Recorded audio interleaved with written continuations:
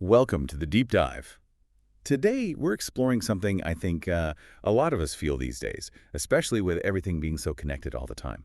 We're talking about choosing a smaller social circle, maybe a more private life. Yeah. It really taps into that desire for a bit more peace, maybe. Yeah. A sort of pushback against feeling you have to be everywhere with everyone all the time. Exactly. It feels like a reaction to being overwhelmed. So we looked into a discussion from the EDP English Dialogue podcast channel on YouTube, which really got us thinking. Yeah, it was quite insightful. And our mission here really is to unpack that. Yeah. Understand, the benefits, the challenges, and how someone might actually practically create that kind of life for, well, better well-being. Makes sense. So let's dive in. What do we actually mean when we say a small circle? Is it just fewer friends? Well, yes and no. It's less about the exact number, I think, and more about intentionally focusing your social energy. So you're looking at a really tight-knit group, close friends, family, people you have deep connections with. Right. So depth over breadth. Like investing more in fewer relationships. Precisely. It's that whole quality over quantity principle. The EDP discussion put it nicely, didn't they? Something about likes versus a real connection. Oh yeah, 1,000 likes don't equal one truly understanding glance across a dinner table. That really stuck with me. Exactly. That's the core idea. Fewer but much deeper connections. And the payoff for that is, what? More trust. Definitely more trust, yeah. Yeah. And more reliable support, a genuine sense of understanding each other, which, naturally builds that feeling of belonging, security even. Okay, that makes sense. And then there's the other piece, the private life. This feels almost countercultural today, doesn't it? Sharing less. It can feel that way, yeah. But it's not really about being secretive or hiding things. It's more about setting boundaries consciously. Boundaries around what you share. Exactly. What personal stuff you share and critically who you share it with. It's about protecting your personal space, your mental energy, really. Shielding yourself a bit from all that external noise and pressure. Like building a little mental fort. Right. A place to recharge without feeling watched. That's a great way to put it. It's crucial for mental well-being, having that space to decompress. Mm. And, practically speaking, it can also just cut down on misunderstandings or unnecessary drama that sometimes comes with oversharing. Mm-hmm. But I guess some people hear private life and think isolation, like cutting yourself off. Yeah, that's a common misconception.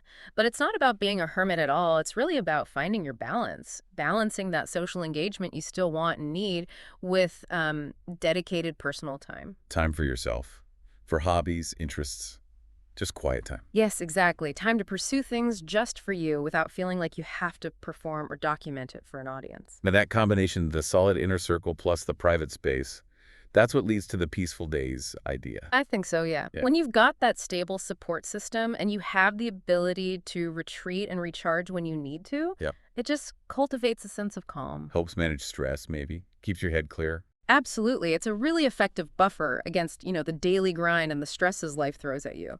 Maintaining that mental clarity. Okay, so let's break down those benefits a bit more. We've touched on them. But what are the real plus sides here? Well, one huge one is just less social stress. Fewer obligations, fewer parties you feel you have to go to, fewer expectations to manage. Okay. That frees up energy. Loads of energy. Oh, And time. Time for the people and things that actually genuinely matter to you. that sounds appealing already. Less frantic running around. Definitely. And flowing from that, often there's just less drama, fewer conflicts. When relationships are based on real understanding and respect, interactions tend to be smoother, less emotionally draining. What about personal growth? Does this lifestyle help there? I think it really can, yeah. In a close group, you're more likely to get honest, meaningful feedback, personalized support, stuff that actually helps you grow, rather than just, surface level comments. Right. It's harder to get that real feedback in a huge crowd. Exactly. And the private life part, that gives you the space for introspection, for self-discovery. It's in that quiet, away from constant input, that you can really connect with yourself, what you need, what you want. Okay. But it can't all be easy. What are the downsides? The challenges people run into? Well, the big one, especially now, is FOMO, fear of missing out. Yeah. Social media makes that tough. seeing everyone else's highlights. It really does. It's hard not to feel like you're being left out sometimes, or that you should be doing more, being more visible. That little nagging feeling. But, focusing on your small circle can actually help counter that. It shifts your focus from seeking validation to appreciating what you do have, which is often more fulfilling anyway. Okay, what else? Any other hurdles? There's also that misconception we mentioned that if you have a small circle or value privacy, you must be antisocial or lonely. Right. People might worry about being labeled that way. Yeah, exactly. But the research, and what EDP touched on too, often shows the opposite. People with these deeper, smaller circles often report feeling more satisfied, more emotionally secure.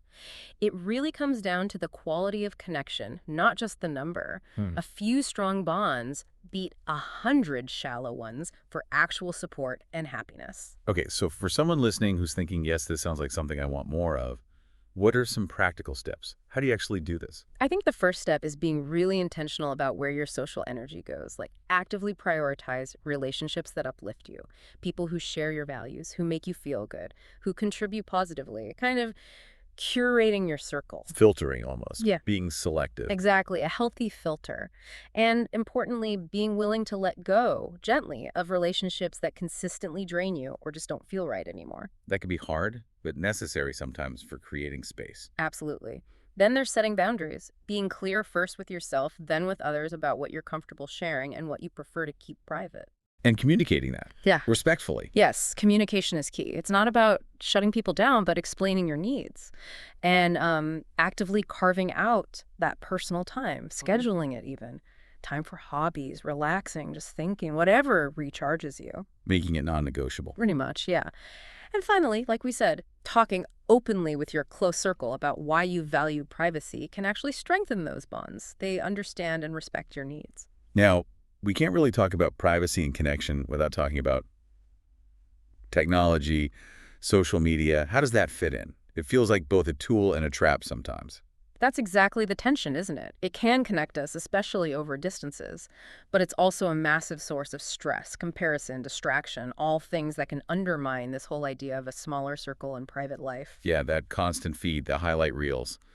It makes privacy feel harder, maybe. It definitely can. So mindful use is crucial. That means, maybe limiting screen time overall, being selective about which platforms you're even on. Using it more intentionally. Yeah. For specific connections. Right. Focusing on using it to actually enhance your close relationships, DMs, private groups, that sort of thing, rather than getting sucked into the public performance aspect. Yep. And curating what you do share. Only posting what feels genuinely comfortable, resisting that pressure to overshare. Protecting your own boundaries online as well as offline. Exactly. And maybe thinking about regular digital detoxes, just stepping away completely for a bit. That sounds necessary these days, doesn't it? Like hitting a reset button. It really can be. It gives your brain a break, lets you reconnect with the physical world, with yourself, with people right in front of you. Okay, so let's make this even more concrete.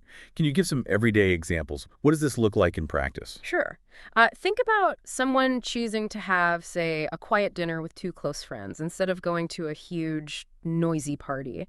They're choosing deep connection over broad, maybe shallower interaction because that feels more relaxing, more fulfilling to them. Okay, yeah. What else? Or someone who, maybe in the evenings, deliberately puts their phone away and spends time on a hobby, reading, painting, music, whatever. They're not checking notifications, not scrolling. They're just immersed in something for themselves. That brings a lot of peace. Work life, too. Yeah, definitely. Setting professional boundaries, being friendly with colleagues, of course, but maybe not sharing every detail of your personal life. Keeping work about work, which can make it much less stressful, less emotionally tangled. So all these little choices, they add up to creating these spaces, physical and mental, where you feel safer, more Yeah. supported. Spaces for peace, really. Built through intentional choices about your time, your energy, and who gets your deepest focus.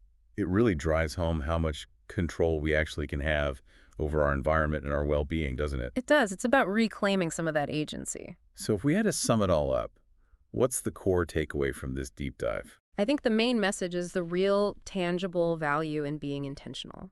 intentional about building that small supportive circle, and intentional about protecting your personal time and space. It's about quality over quantity in relationships, making room for self-care, for introspection, and all of that really does lead to more fulfilling, more peaceful days. And crucially, it's a personal thing, right? There's no one-size-fits-all formula. Absolutely not. Finding your own balance between connection and solitude, between sharing and privacy, that's the key to individual happiness. What works for one person might feel totally wrong for another. Well, this has been really clarifying. Thinking about how choosing less in some areas can actually lead to more in terms of peace and fulfillment. Lots to mull over. It is. And maybe the best thing listeners can do now is just reflect a little. Think about your own relationships, your own boundaries. Ask yourself, Hmm. what do peaceful days actually look like for me? And maybe, what's one small step I would take towards that?